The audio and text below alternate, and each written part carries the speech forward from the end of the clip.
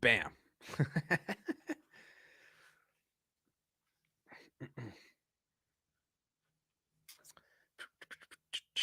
What's up, people? What's up? What's up? So yeah, welcome back in, everybody, to what is this? Is this the third? The fourth Friday that we've been hanging out here over lunch? I can't remember if it's third or fourth, but yeah, we're just continuing to do this every single week. And it's probably gonna ramp up here, starting with the preseason game that we had last night. Huh? Football's back. Football is back. The Hall of Fame game was last night, which means that we are so close to like actual meaningful good football. I can almost taste it. Um so yeah. Uh Hopefully we get some more people coming in here. Shout out to the one person that's watching right now. um I think I set this for like a really weird time. I thought I changed it to noon. But I guess StreamYard just like changed it back to 12:20. So hopefully people see that we're live now at noon, because it's gonna be at noon every single Friday. I don't know why it like defaulted to like 12:20 or whatever it was, but yeah. What's up, everybody? If you have any questions, comments, anything, we had football last night. Football is always fun. So drop it down in the comments. Dave, we've already got Dave with the first one in here. Dave's saying, Good afternoon to you. Justin Ross's train's leaving the station. Is it time to hop back on? Or will Reed and Mahomes use all 40 wide receivers situationally and invalidate all of them? Yeah, this is a fantastic question. Justin Ross's hype train, it started to pick up a little bit of steam in the early offseason, and now it just seems like we are um, in full swing here with Justin Ross. Um, I definitely like, so Justin and I talked about it a little bit in the video that we dropped on Wednesday about Justin Ross and just the whole entire Chiefs wide receiver situation in general. And basically the conclusion that both of us came to was that if there's anybody to roster after Tony, MVS, and Rashee Rice, who was an early second round pick in a lot of rookie drafts this year, if there's anybody to roster after those guys in this wide receiver room, it would be Justin Ross, because he just has the highest of highest upsides, just because of the type of player that he is, the situation that he could find himself as like the true wide receiver one prototype wide receiver in that depth chart. Sky Moore is not that, Kadarius Toney's not that, MBS really isn't that either.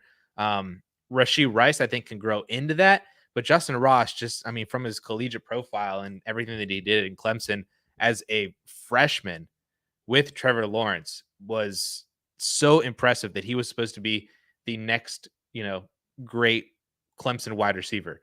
And so, yeah, I'm 100% hoping that he gets utilized and hoping that his talent and ceiling can ultimately be realized essentially. So yeah, hopefully Justin Ross can break out and do some stuff. I would absolutely love that. And I think a lot of people who have been holding on to him or picked him up this year would definitely love that too. Caleb saw my video that Davante Adams is a sell right now. He has a contending team and already has Waddle, Higgins, Olave, and Jahan Dotson. What is a good trade target for Adams? Um, yeah. So you have all those wide receivers and Davante Adams, and you're looking to trade away Davante Adams, even though that you are a contending team, which could sound counterintuitive because, like, why are you moving Davante Adams away if he's going to be super productive on a contending team? But I tried to address that in the video of just, essentially his upside is he either has this last season in 2023 as like a top 5 guy and then he falls off a cliff, or he has this season as a top 5 guy, next season is like top 30, and then he falls off a cliff. That's based on what a bunch of other wide receivers at his production profile, basically at 31 years old, um, did in the past, like Jordy Nelson, and I think Andre Johnson was another one of those guys, Vincent Jackson, all those other, wide receiver one prototype, huge producing guys, all just essentially fell off a cliff. and basically where Davante Adams will be in a year from now. But if you're competing and you have Davante Adams, what I would be trying to do is I'd be trying to see if you can move Adams up and you can go to a Tyreek Hill or Stephon Diggs, still have an older wide receiver. And that might be an easier trade if one of those guys is on another contending roster. It might be easy just to move Davante Adams to that guy's roster. And then you get Diggs and Tyreek Hill. Works out for everybody. If you can add like a second to Davante and get to Tyreek, add a second to Davante, get to Diggs. They're still older, so we're still going to have those issues with them in a couple years, but they're a year or two younger than Davante Adams, so at least you have that going for it. And with Tyreek saying that he's going to retire in 3 years, I feel like we at least know that we have 2 to 3 years of elite Tyreek with Tua in this Dolphins offense. So those are two trades that I'd be trying to make. Other ways that you can go about it is if you could go from Davante Adams and go up in dynasty value and go to DK Metcalf, go to T Higgins. I think it's probably too high to go up. Well, you already have T Higgins. Never mind. Because I was going to say Olave. It's probably too high to go up to like Amon-Ra St. Brown from Davante Adams. But if you can add a second and do that, then I would be doing that as well. I probably wouldn't be looking to move Davante for Drake London or for Jackson Smith and Jigba unless you get something on top of them. And they might be on rosters that are more rebuilding anyway. So that's kind of where I would go. Where I wouldn't go with Davante Adams on a competing roster and with the wide receivers that you have right now. So hopefully that gave you some decent trades or ideas that you can make to move towards those guys. The other option would be, I don't know what your running backs look like. Could you just trade Davante Adams over for a running back and maybe get somebody that could be really, really productive for you this year? At least I'm looking at ADP right now. Davante Adams is in and around the range of Ramondre Stevenson and Travis Etienne and Nick Chubb and Josh Jacobs. I don't know what your running backs look like, but maybe you can get over to one of those guys with Davante. Just keep this wide receiver room really nice and tight and young and get a top 10 running back options.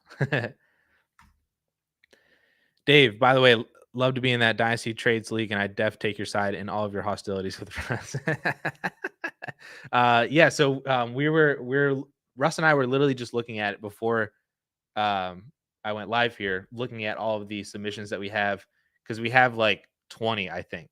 And so we're going to have to make decisions on who gets in and who does not. We'll have to see. So yeah, if you want to do a little bit more smooching up and trying to get in on that, then I will definitely not say no to that. But yeah. It's definitely, I think it's definitely nice to see your name just constantly. I see your name in the comments, you're in the live stream, all good things that are going to help you get into the league for sure.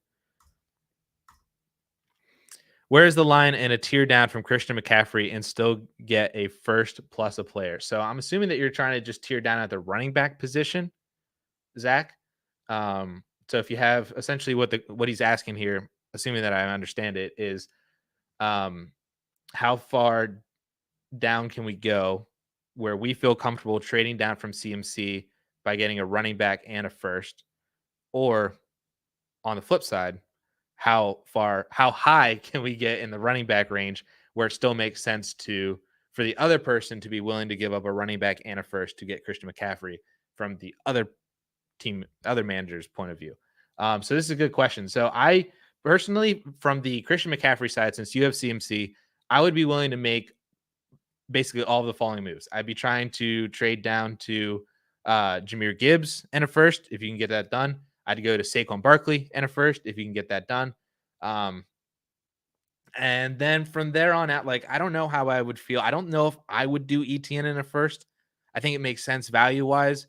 I'm not sure if I would necessarily do that, although we did get the Doug Peterson coach speak that ETN is going to have 16 to 1,700 yards this year. So if that comes true, then you'll absolutely want to make that deal. But I don't know how realistic that actually is. And that, I feel like that's just kind of coach speak. I feel like I'd be willing to do Ramondre in a first, but you might be losing out some sort of value. Like, I feel like you can get more on top of Ramondre in a first for Christian McCaffrey. Nick Chubb in a first sounds good because you're still going to get fantastic production from him. And they're both basically the same age. So you're not really losing anything age wise. You're not gaining anything, but you're not losing anything like you would be to go from Christian McCaffrey to Eckler. You would lose about like a year and a half of age. And same with going from like CMC to Derrick Henry, you'd lose like 2 years of age. So at least with Nick Chubb, you're still having production, not as good of production, but you're still going to have top 7 or 8 production, get that first round pick, and still have the same 27-year-old running back. So I think I think I would do Josh Jacobs in a first. If I'm going to do Saquon Barkley in a first, I would do Josh Jacobs in a first, and I'd probably do Tony Pollard in a first as well. Because I feel like all three of those guys are very similar. So if I'm willing to do it for one, I'd be willing to do it for the other two. So now whether or not you get those done, I don't know. I feel like Gibbs might be a little unrealistic. Saquon Barkley might be a little unrealistic. But I feel like the other guys, like Jacobs and Chubb, Tony Pollard, those guys might be willing to do them in a first to go get CMC. I'd really want to do Jahmyr Gibbs though. If you can get Gibbs in a first for CMC and a second, I'd be even willing to do that too. We got a Jahmyr Gibbs puff piece coming out that Justin recorded. That's it's fun. We love Jahmyr Gibbs. Benjamin asks, part one, this is more of a discussion than a question because I had so many rebuttals after certain responses, but Bijan needs touchdown opportunities to be the top 3 running back everyone says he will be this year. Part two, so are we too high on Bijan for this year or too low on Ritter? Because Ritter has to get the team to the red zone for those opportunities because everybody says that Ritter sucks. Yeah, so this is actually a pretty accurate representation. So in order for Bijan to be, we'll just say top 5, doesn't necessarily need to be top 3, but if he's top 5, I feel like that's a very successful year one, like rookie season in terms of like his redraft ADP and kind of the expectations that we have for him from a dynasty standpoint as well. Not to say that if he wasn't a top 5 running back this year, that doesn't mean that he's worth RB1 in dynasty, but it certainly would, that's where the expectations are. So in order for him to get to top 5, historically, you'll need essentially either 300 touches, which I feel like Bijan can do. But at least 50 of those touches need to be receptions. So that's kind of, I feel like the first part where we kind of really get iffy on if Bijan Robinson can get to top 5. He certainly has that in his capability and his ceiling, but it just seems like, with Atlanta not really having a massive volume share for passing, he might get to 300 carries, but if he's only getting 30 receptions, then that's certainly going to be something that can kind of limit him in a PPR basis because you essentially get 3 times as many fantasy points from a reception as you do a carry. So we want those touches to be converted over to receptions and have it be 280 carries and 50 receptions. That's 330 touches total. And that's going to be really good for Dynasty and for fantasy. Touchdowns, I feel like he could get away with having like 8, but yeah, he certainly would need to have, I think 10 plus to hit top 5, top 3, especially for sure. Like you were saying, now I don't know if that necessarily means that Ritter needs to be good. I do agree that I think we're undervaluing him a little bit, but I don't think that necessarily means that he needs to be like really good, like a top 12 quarterback for Bijan to get all of those touchdowns. I mean, if you look back on it, like DeAndre Swift had, or Jamal Williams is a fantastic example. Jamal Williams had 17 touchdowns last year, and Jared Goff was like a top 20 quarterback. He had weeks for sure. Jared Goff had weeks and capabilities of getting down into the red zone, but DeAndre Swift got them down in there too. Amon-Ra got them down in there. Hawk at the first 7 games of the season. Goff is now, if Ritter turns into Goff, I feel like that's good. So I think that he is undervalued there, but doesn't necessarily mean that Ritter is undervalued as like a top 12, top 15 guy. But Bijan himself is certainly capable of taking carries and receptions and screen passes to the house on, any given play. He's just that talented. So he might need fewer red zone and goal line opportunities than other running backs might need, just because Bijan's that good and he can break away and get longer touchdowns, So but there is a little bit of interesting ways that you could look at Bijan and say that he doesn't necessarily have a top 5 or a top 3 ceiling in year 1 in this kind of Arthur Smith led offense, unless he just absolutely goes bananas and he has 340 carries and rushes for 5 yards a carry. And then on top of that, gets another 30, 40 receptions and has 10 yards per reception and still gets, 10 touchdowns. That would be basically, I think, the way that he needs to get there, a la kind of Derrick Henry. But if he's just Nick Chubb, Nick Chubb is fantastic, but Nick Chubb is like RB 8 or 9 or 7 at the best, in most seasons with a Nick Chubb workload where he's not getting receiving volume. So, and that might not necessarily meet expectations. What we got here? Jeff, I don't know if the rest of your message didn't come through or your comment. Unless I missed. Okay. Three Arrows asks, if you have Trey Lance, what are you doing him right now in a 2 QB Superflex? So I'm basically just holding on to Trey Lance unless you have some way to easily pivot off of him and go over to guys like Jordan Love, like Russell Wilson. Unless you can do that, like I'm not moving Trey Lance to then say, well, I'm just going to go get Kenny Pickett or Derek Carr or Desmond Ridder or Jimmy Garoppolo because they're starting and I need a starter. Like that limits a ton of the upside and the ceiling that Trey Lance has on your roster if you were to be a starting quarterback in the NFL, because we know that Trey Lance has a massive ceiling as a running quarterback, and just the type of player that he is. So I'm holding on to him unless you're able to pivot over to guys in that range that also have maybe not as high of a ceiling as Trey Lance ultimately, but still a very high ceiling that's not just like QB 18 like Derek Carr is, and you're able to pivot off of him pretty easily, like not adding a first, just add like a second or add some other sort of ish kind of player, and move from Trey Lance over to Geno or Russell Wilson, Jordan Love for similar bet on talent and gamble. But at least we know Jordan Love is starting and it's probably starting the entire year. So there's that. Talon asks, taking all training camp reports with a grain of salt, it sounds like Detroit is using Gibbs all over the field in different formations. Could Gibbs become a Debo type weapon from a couple years ago? That would be absolutely fantastic if he did. I really honestly I feel like they view him as a weapon, just like you said, a weapon. Like he doesn't necessarily need to be a running back. He is just a weapon. And when you look at the opportunity that he has with Jameson Williams out for the first 6 games of the year, we have a rookie tight end in Sam Laporta, who I think we all think is pretty good and has potential to be a really good receiving tight end in the league. He's also a rookie tight end. Like we can't really have necessarily massive expectations for him, even though his opportunity looks really, really good in year 1. He's still a rookie tight end, learning the position, learning the ins and outs of being an NFL tight end.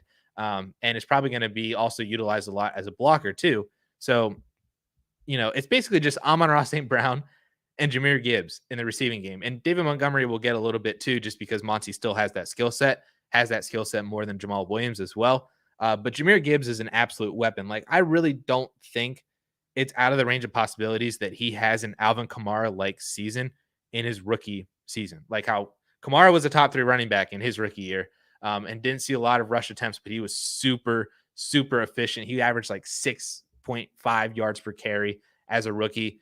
Then saw 80 receptions and had like 800 receiving yards and scored, double-digit touchdowns. Like I would not be shocked at all if Jahmyr Gibbs had that level of a ceiling as a rookie, just like what Alvin Kamara did as a rookie with the Saints. And if that happens, there's a world where he is RB2 ahead of Breece Hall in Dynasty. And we're talking about him and Bijan Robinson like we do Justin Jefferson and Jamar Chase, as like these are just the guys at the top of the position. Nobody else really has an argument. It's those two guys for the next 3, 4, 5 years, and we're done. So I think that's definitely well within his range of outcomes. The other more median outcome is a Christian McCaffrey type of a rookie season. McCaffrey was a top 12 running back. He had really good rushing volume really good receiving volume as a rookie. Rushing was iffy. I remember people were saying that he's not good in between the tackles and blah blah blah. He had like 120 carries, 400 yards, like well, whatever. But he did really well in the receiving game. Scored a decent number of touchdowns, not as many as Kamara, but scored enough to still get him inside the top 12 with the receiving volume that he got. I feel like that's a median outcome for Jahmyr Gibbs. But yeah, he certainly seems like a guy who could get 100 targets, 150 rush attempts, double digit touchdowns. He's fantastic. So yeah, he's a weapon for sure. Let me skip over here because I see some DLF members in the chat, some YouTube members like Josh. Josh is a YouTube member, and so thank you for the support, Josh. Be more like Josh. He's saying he has Dak and wants to trade down a little for Tua. What should I ask for combined with Tua to get to Dak's value? Good question. So absolutely love the idea to trade down from Dak to Tua. Feel like Tua's ceiling is a little bit higher, but you have a nicer stability with Dak, just because of the not injuries and all that kind of stuff. But do like the trade down. So if you can get a first, that's done, automatically done. Don't think you can get that though. But I just wanted to put that out there. I feel like I would do it for a second, but it just feels like that's not sexy enough. You know what I'm saying? Like that's like, oh, I traded Dak for Tua in a second. Okay, I feel like that meets the value. But if you want, like a player that's in the second round caliber, that maybe also could ride the border of like a late first, but is more likely a second, one of those kind of guys. Like if you can get away with getting Christian Kirk, I think that would be fantastic. If you can get away with getting Elijah Moore, I think that'd be fantastic. One of those kind of wide receivers. Or I mean, I would even do it for like if you're competing, go get like James Conner or go get I like Antonio Gibson a lot too. You can go get Antonio Gibson or a tight end like Pat Freiermuth, or you get Dallas Goedert and you give him David Njoku. I don't know, some sort of moves like that I think are really, really good. But I think if you just kind of work around the idea that you're getting a second round pick of value back, whether or not it's actually a second, then I think that you're going to be really, really good on both sides for the actual correct value of the tear down, which I would like. Did you sign up for? So we have a Google form going out right now. It's actually on the trade show. If you go in the comments of the trade show, it's all over the comments because I replied to like every single one. If you didn't respond or fill out that form, then you're not currently signed up for the league. But yeah, so it is happening. We're doing it. The league is actually up on MFL. I have it on one of these tabs right now. So yeah, sign up on the Google form from the trade show video that dropped yesterday. It's all over the comments. If you find it, or if somebody wants to grab it and throw it in here, then that would be cool too. I don't have it with me right now. Colby's in the chat, also a YouTube member. Colby asked Chase for AJ Brown and Deontay or Christian Kirk in a 12-team Superflex PPR. Is that a worthy enough tear down? Yeah, this is a great question, Colby. I don't think AJ Brown and Deontay is enough of a tear down. Like, I don't think that's worth just moving off of Ja'Marr Chase. Now, I really like Christian Kirk. His ceiling is obviously a lot higher than Deontay Johnson as well. AJ Brown and Christian Kirk for Ja'Marr Chase. And I know how your roster looks, and I know Christian Kirk would look nice in there. You replace AJ Brown and Ja'Marr Chase, and Kirk would look nice in your starting lineup. Over who'd you have, like Jacoby Myers, I think. Yeah, the AJ Brown and Kirk one, I think is pretty interesting. If you can get something added, like just something fun, just to spice up the trade and make it worth your while. It could be a handcuff running back. It could be, like a really fun wide receiver, another wide receiver, or like a really fun tight end. Then I feel like that's a yes. Like just one of those. Just throw in this guy who's really fun, and that'll get the trade done for me. I feel like I'd do that. I feel like I'd do that for Chase. But I also don't mind just keeping Ja'Marr Chase. So maybe the chat has other ideas. You can pull the chat as well. and see if that's worthy enough for in their minds to move off of Ja'Marr Chase. All right. Sports Spotlight is in a 10-man PPR league at pick 5. I'm hoping to get Tyreek Hill in the second round. But you said Tyreek is. So you want Tyreek at pick 5. Is this this is redraft? This is redraft? Do you think I should go someone like Pollard in the second or a wide receiver like Garrett Wilson? Yeah. So yeah, I would definitely take Tyreek as your first pick at the 105. I think that's a really good value for him for this year. And then I would take Tony Pollard in the second round. I am huge on Tony Pollard, and I think that his anytime you get Pollard at all in the second round is a value, especially if you're getting him at the back half of the second because you picked at 105. So yeah. I would take Pollard in the second, and then you can fill out other wide receivers from there. But I think Pollard's in for a massive ceiling. Massive 2023 year. Jeff, there we go. 12-team Superflex PPR traded Ayuk and Stafford for Daniel Jones. You're solid at wide receiver. QBs are Stafford, Carr, Bryce Young, and some backups. Is that a good pivot? I'm going to try and answer this as unbiased as possible. But so I really like Brandon Ayuk. I really like Matthew Stafford. Don't like Daniel Jones. I definitely see this as like a win in terms of dynasty value going from Stafford to Jones and adding Ayuk. But I think Ayuk and Jones are kind of close enough because I don't view Daniel Jones as a long-term asset. I think that he's just living on the rushing volume that he has, may or may not have again in 2023. And that's just kind of it. And I don't think he has a lot of longevity, even though he signed that new contract. I think he only has like another couple years as a starter, and then he's just Teddy Bridgewater. He's Gardner Minshew. That's, Mitch Trubisky. That's what he is, I think, ultimately in the league in a couple years. So I would think I'd rather have Brandon Ayuk and Matthew Stafford here. Just keep the wide receiver and the quarterback. Because, I mean, to me, I think Matthew Stafford to me has a top 15 season. And honestly, I wouldn't be shocked if he's a top 12. I think Derek Carr is a fine QB2. Bryce Young is going to have upside for you. Could be, kind of a slower burning candle for you, but it's Bryce Young. So I think that you're fine for 2023. And I think you're still pretty good for 2024 and on. So yeah, I would keep Ayuk and Stafford. Do you like to trade up or down in Superflex startups? I generally don't like trading at all. That's my hot take of the day. Is I just feel so weird about trading during startups. Like I know that there's a lot of value to be gained by trading back. I know that if you have a really good opportunity to trade up, that sometimes when everybody wants to trade back, that they're just willing to hit accept on almost any deal that they get because they're trading back, and you might actually get a good deal to trade up and get a good player and get potentially an elite player. There's I've seen that a lot more over the past couple of years because everybody wants to trade down. To me, I just don't really like trading at all during startups. But if I have to, I will generally try to trade back.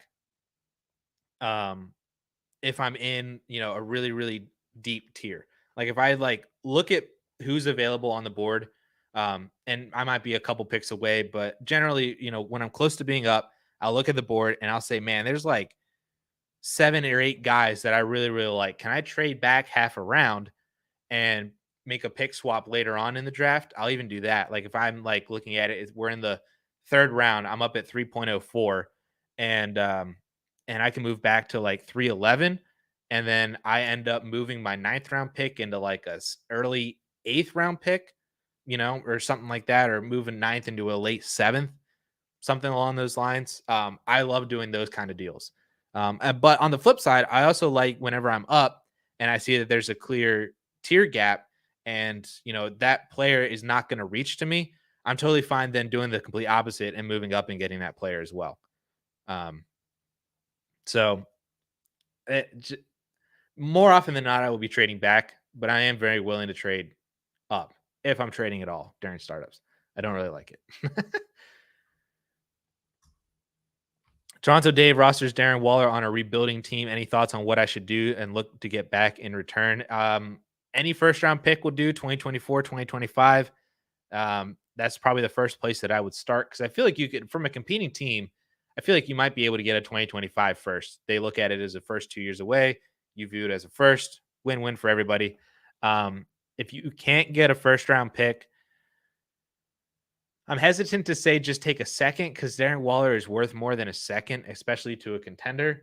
But I don't know if I would take a second, just 1 second. I would almost rather just get a player who could be worth a second, but has the upside. Again, like an Elijah Moore kind of player, a honestly even like a Rondale Moore kind of player.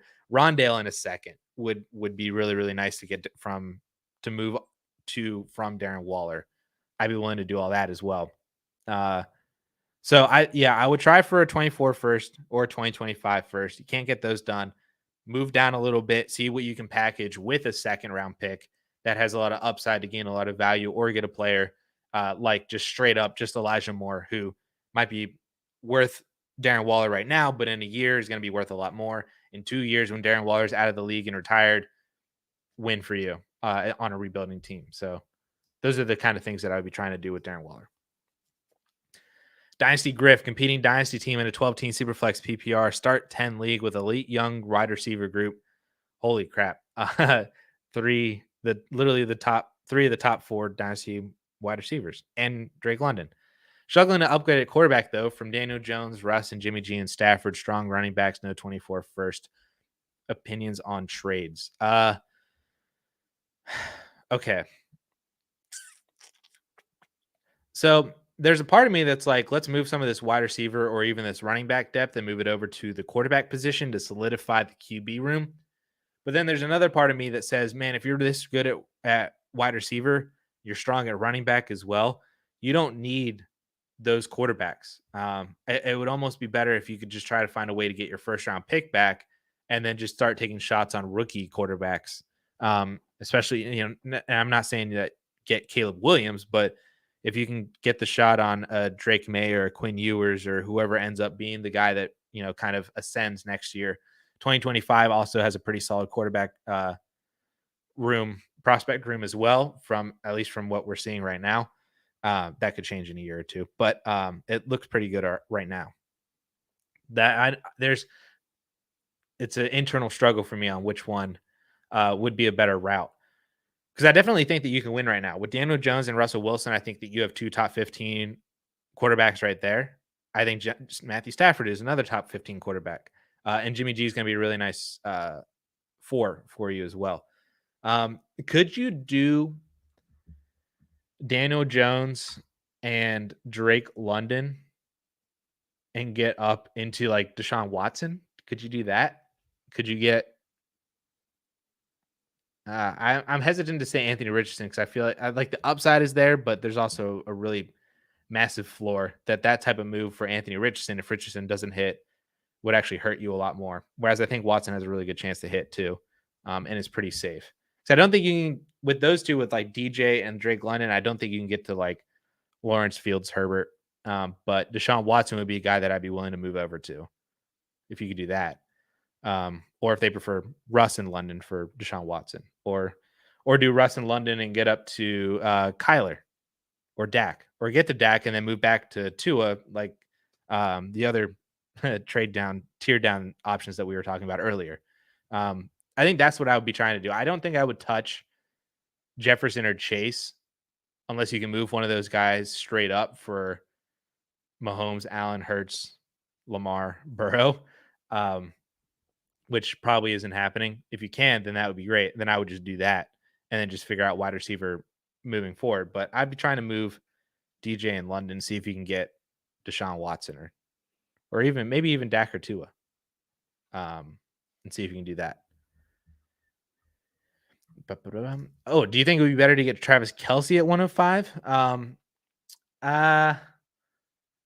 No, not necessarily. I think honestly, what could be interesting for you to do is to take Tyreek at 105, If Mark Andrews is still there at 2.07, I feel like that would be better. Or see if you can get Andrews in the. I don't think Andrews would be available in the third. I've seen him at the 2-3 turn, and he falls a little bit into the third, but I don't think he'd make it to 305. Um, no, I'm not the Kelsey in the first round kind of type. I would take Tyreek Hill and Tony Pollard, and maybe gamble on the fact that Mark Andrews comes back in the third round, or if not, then just um, take a tight end later. Joe says, "What's up? What's up, Joe?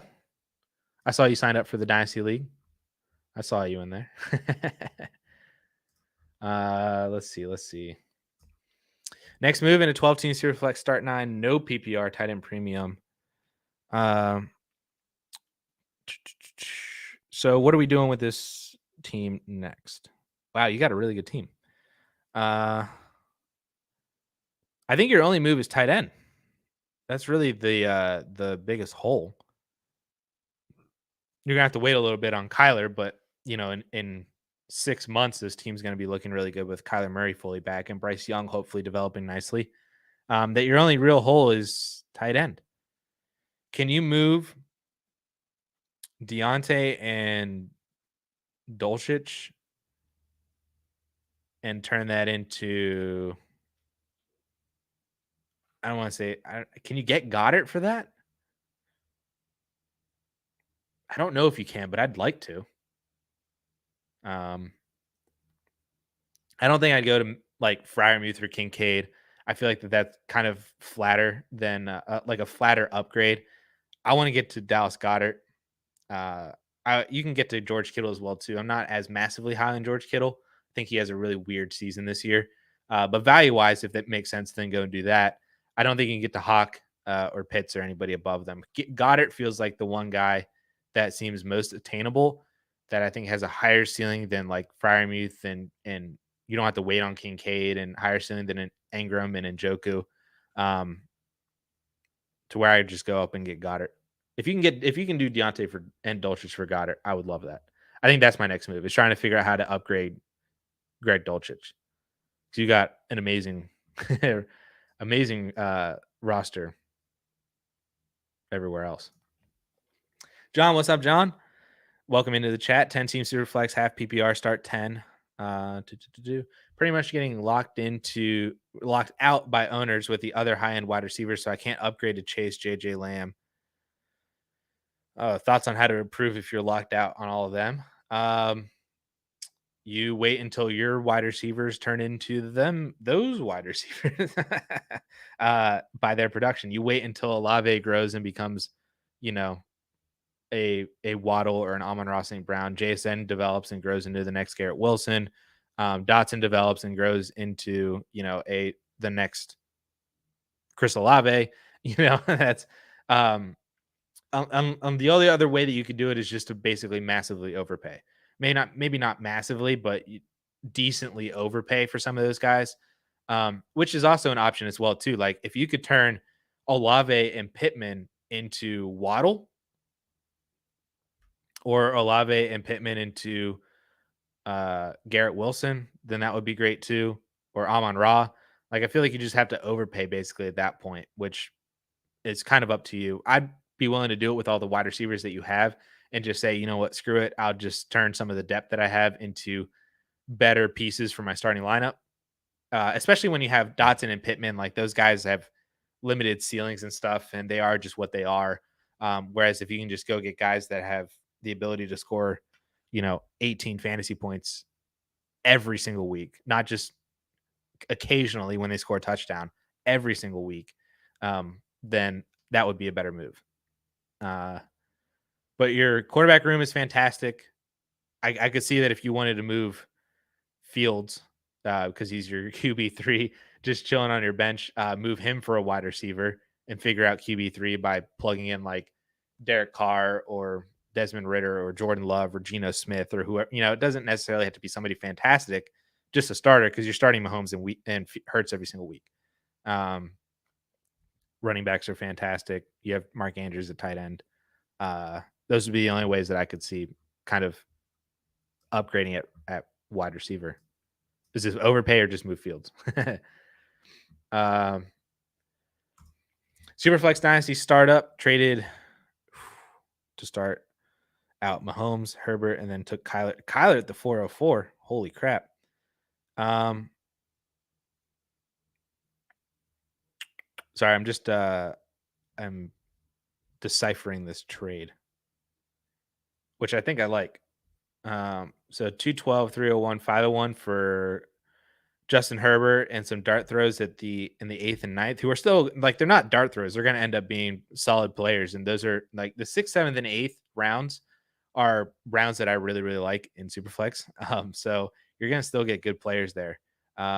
Maybe you overpaid a little bit, but you're not going to get any really solid quarterbacks at the 212, 301 to where just going up and you get Justin Herbert and getting a little something on top of Herbert to make up for the value difference makes a lot of sense. And those are your 3 quarterbacks, and you're set now for as long as this dynasty league possibly is alive. So I like it. I like the trade up. Superflex 12 team Superflex start 10 tight end premium trade Hawk Elijah Moore for Muth, Burks, and Rashad Penny. No, I'm taking Hawkinson and Elijah Moore. I think Hawkinson himself is better than the entire other side. You didn't even have to add Elijah Moore, but you did. So I'm saying that it's Hawkinson and Elijah Moore pretty easily. David hasn't had his rookie draft yet. 10 teams to reflect. Someone is offering me 109 for Javonte Williams.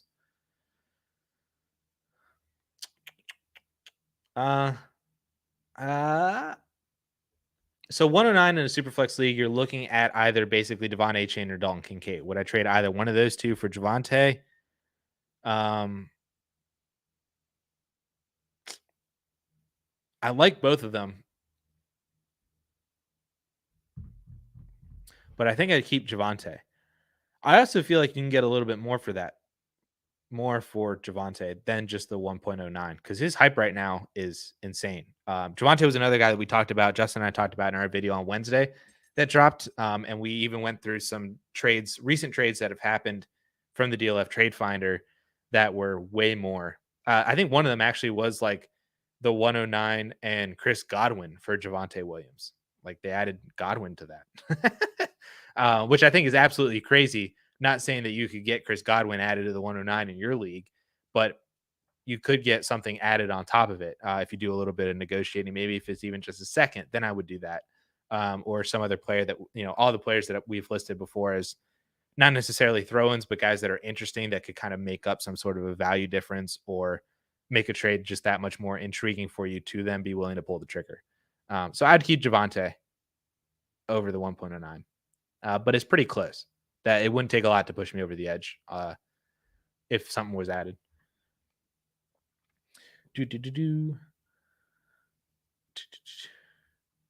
Oh, Laporta in a second. Is this for the Darren Waller? Yeah, that'd be great.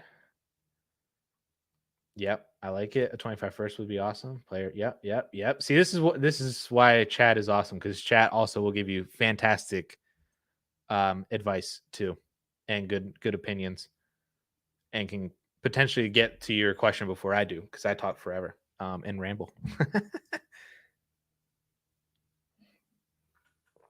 Possible I can get a guy like Tua for London Plus, but can't even get to an elite quarterback without even offering AJ Brown or Chase. Yeah.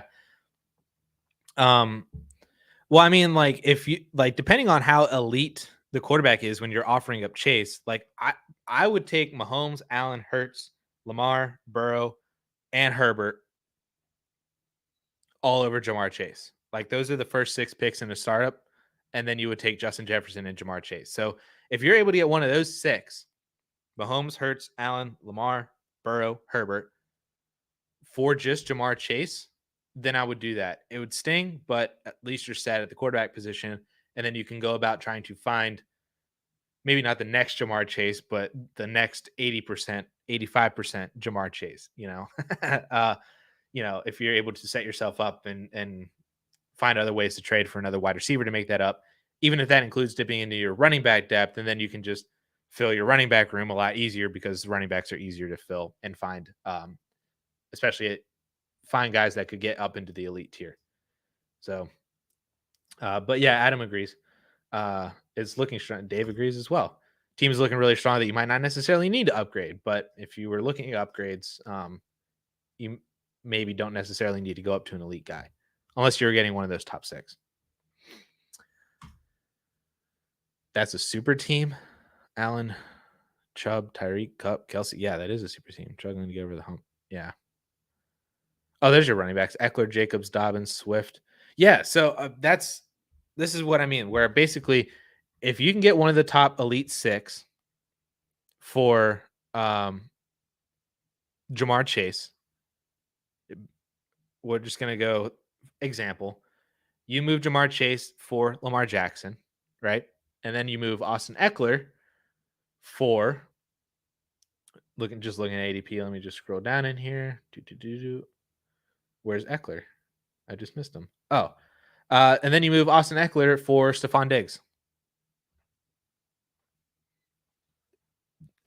or move Austin Eckler for Tyreek or Higgins or even DK. Now we've shifted basically our dynasty assets and value over into more stable players and positions, and at the expense of a very volatile, often injury prone, in Eckler's case, aging running back that that just sets you up better for the long term. Are we able to shift our assets essentially on our dynasty roster and do that? That'd be something that I would try. Spock, non-PPR 12-team Superflex start 9 Deontay and a 24 second or 24 first. I'll take the first. Yeah, I really liked him. I really like Deontay Johnson. Justin also really likes Deontay, but I feel like he's just kind of that player that no matter what he does, he's just never going to be valued properly. Like he's like how Tyler Lockett was like 3 years ago, right? And so if you could just turn that, and even if you have to add a second to Deontay and just go get a first, which a first in and of itself is the most valuable piece in this deal, is an asset that everybody's going to want, and also could potentially turn into a rookie who not only is an asset that a lot of people are going to want, but is potentially a player that has a much higher ceiling than Deontay Johnson. And obviously you get the drop down in age of like 4 or 5 years with that actual rookie. So there's just a lot better options and more flexibility for you and your roster with the 24 first than Deontay and the 24 second, even though I really like Deontay. The second is nice as well too. But you could just go get the first instead.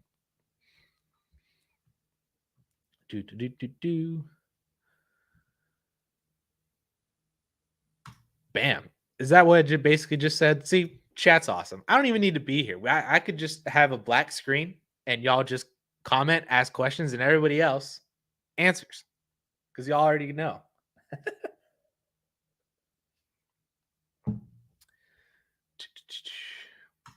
Kurt's in the chat and he says that we should get some more likes in here. I definitely agree.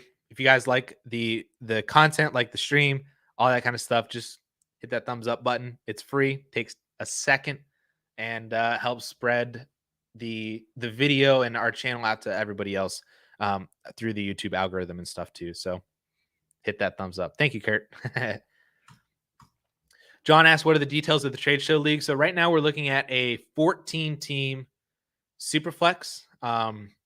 We weren't sure how many people were actually going to be in it, but because we have like 20 responses on the Google form, we're thinking and able to get as many people as possible. We are going to just make it a 14-team Superflex with 1.75 tight end premium, a little extra for the return yards. Like it's essentially a trade addicts league, but 14-team, and it's not called trade addicts. Like that's essentially what the details of the league are that we're creating.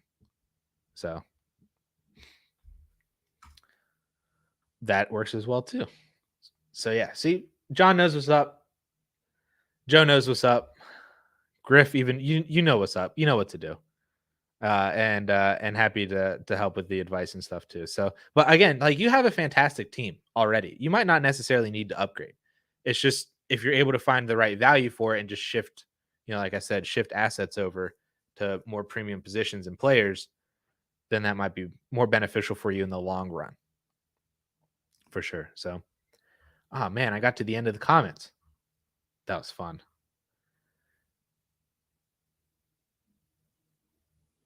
Big Ten expected to extend formal offers to Oregon and Washington. Ooh, I don't know how I feel about all this stuff. Sorry, this is the weird tangent because it's not NFL related, but it's college football related.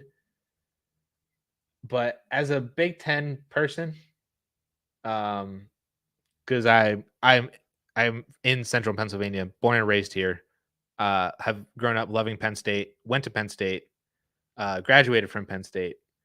So as a Big Ten guy, I don't know how I feel about like all these other West Coast teams joining the Big Ten, but if it improves our marketability and our strength of schedule, so we don't have to compete with, like the SECs, like just playing like Georgia and Bama and all that stuff, and all the teams from the SEC have much better schedules, and they get, and it doesn't matter that they play Chattanooga State, on week 8 and just get a extra bye week because they play all the other top 15, top 25 teams.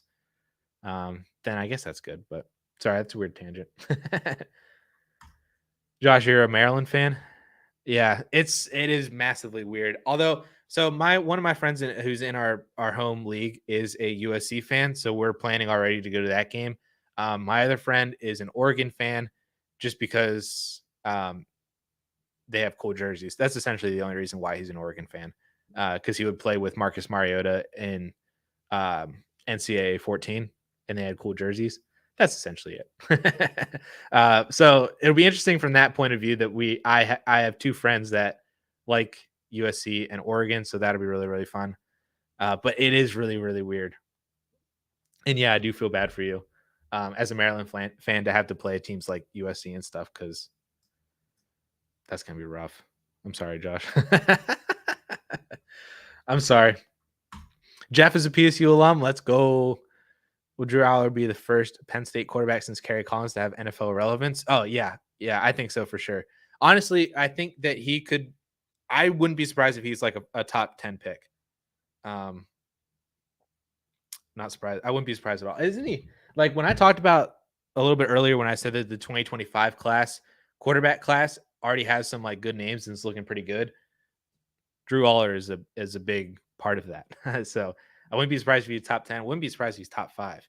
I have really high expectations for Drew Aller. And then John asked as well, what are my thoughts on the Penn State wide receiver room this year? I don't know. I wasn't massively high on the Penn State wide receiver room last year.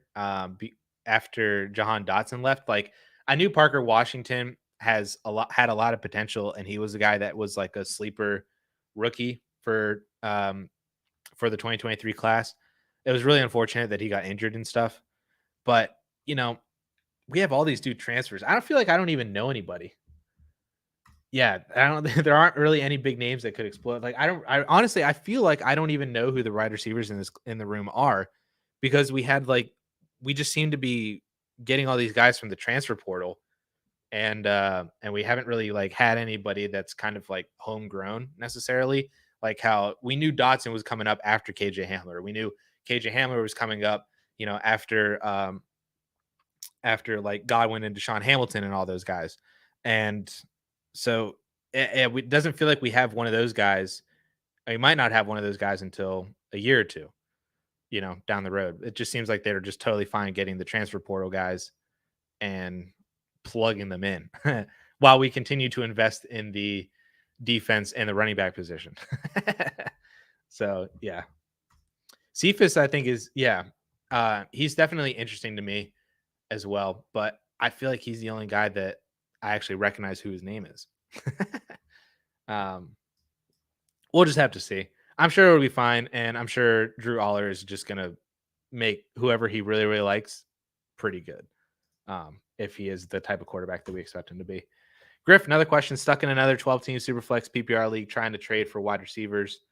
Undervalued wide receivers, you trade for a running back?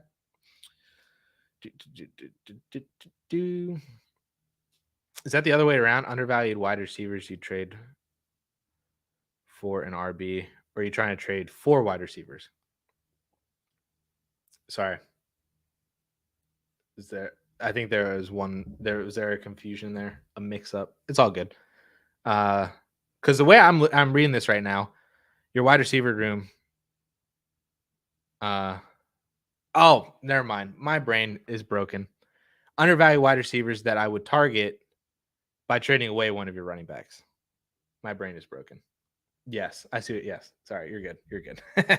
No, that was my fault. My brain is broken.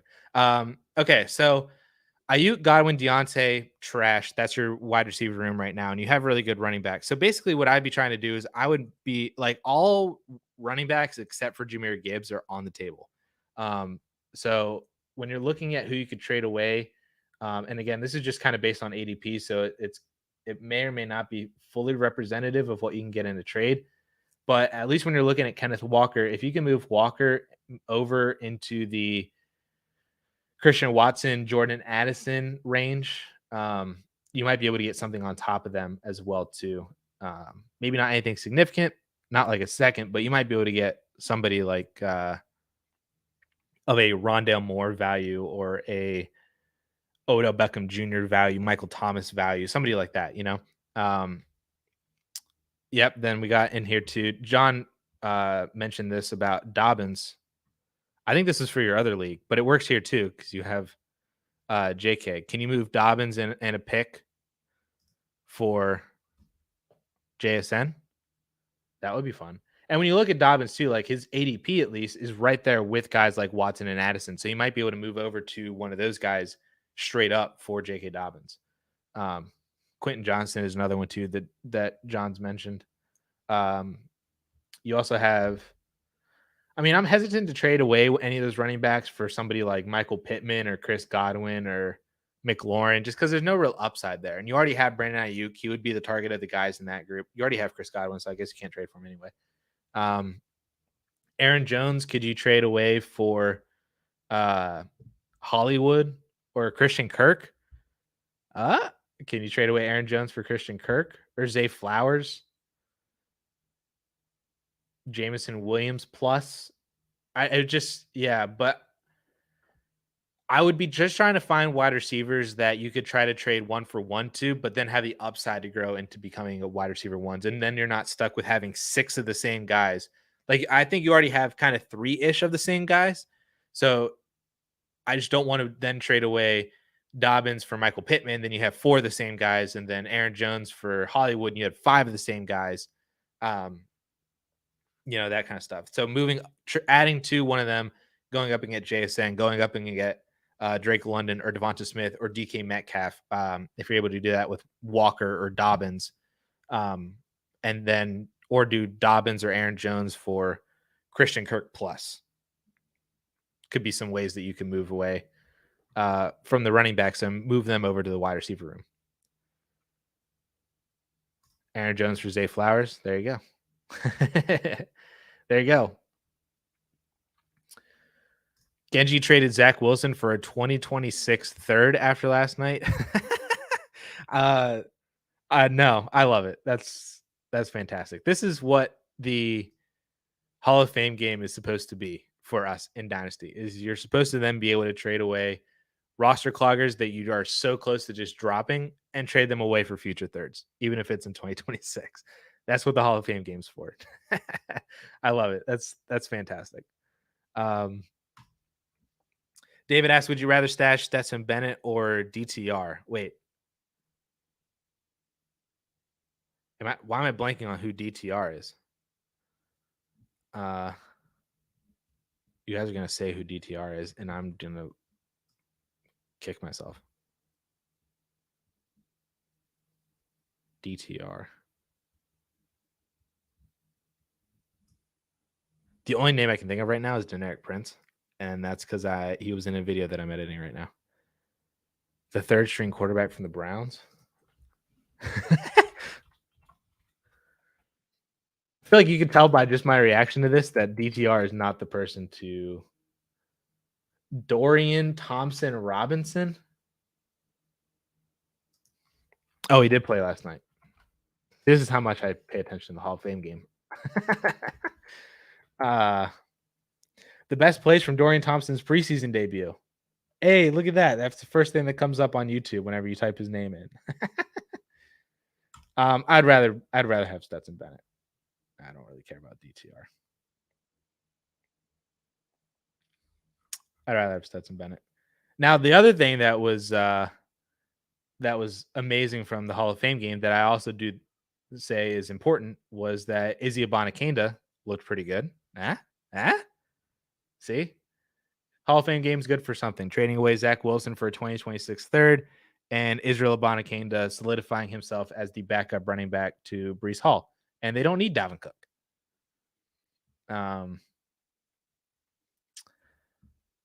Yeah. I'd rather stash Stetson Bennett. Sorry, David. He looked better than Mond. I don't know how much of a compliment that actually is, to be fair.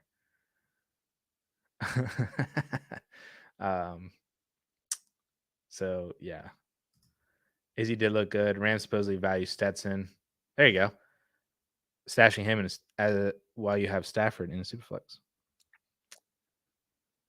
Zonovan Knight was inactive. Well, that's all right because Izzy Abanikanda is better than Zonovan Knight. Tillman, I prefer David Bell. I also don't like that's so unfortunate. I love David Bell coming out, but that feels like that should be the expectation, right? That he's gonna outperform David Bell. Maybe they don't sign Cook now. Yeah. See, I think I tweeted that out. I literally quote tweeted his touchdown and said that Dalvin Cook lost money on that touchdown run because they might not need him anymore. And he might have to take less money to sign somewhere to actually play. Yeah. Izzy. Kennifer, 18 redraft PPR, rank Olave, Jacobs, Pollard. So it would be opposite. Ooh. It would be opposite. So Pollard, Jacobs, Olave in redraft. Now in Dynasty is a different story, but in redraft, Pollard, Jacobs, Olave.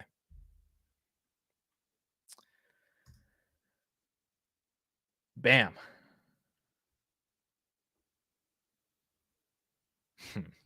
David Bell. That's so sad. There's always there's always a player or two every single season for the past couple of years that I've been really hardcore into rookies that just majorly disappoints. That their profile just looks so good and it just doesn't translate. It's David Bell, Sean Tucker. What could have been? Hopefully Sean Tucker is good, but Keyshawn Vaughn apparently is the RB2 there, but hopefully Tucker takes over quicker than later. Pours one out for David Bell. I could actually do it right now, but I don't want to mess up my keyboard and my carpet. All right.